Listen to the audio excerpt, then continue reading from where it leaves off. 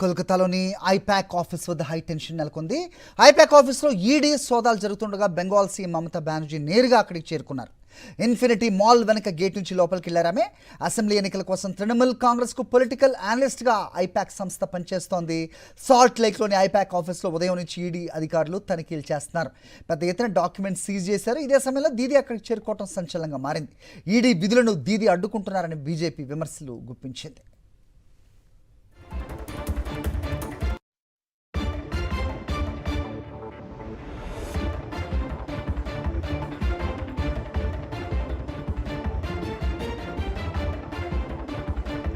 Assembly ఎన్నికల కోసం తృణమూల్ కాంగ్రెస్కు పొలిటికల్ అనలిస్ట్గా ఐపాక్ సంస్థ పనిచేస్తోంది.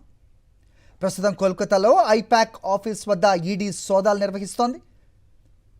ఇదే సందర్భంలో ఐపాక్ ఆఫీస్ వద్ద హై టెన్షన్ నెలకొంది. ఐపాక్ ఆఫీస్లో ఈడీ సోదాలు జరుగుతుండగానే బెంగాల్ సీఎం మమతా బెనర్జీ నేరుగా అక్కడికి చేరుకున్నారు. ఇన్ఫినిటీ మాల్ వెనక గేట్ నుంచి లోపలికి వెళ్లారామే. అసెంబ్లీ ఎన్నికల కోసం తృణమూల్ కాంగ్రెస్కు పొలిటికల్ అనలిస్ట్గా ఐపాక్ సంస్థ పనిచేస్తున్న నేపథ్యం.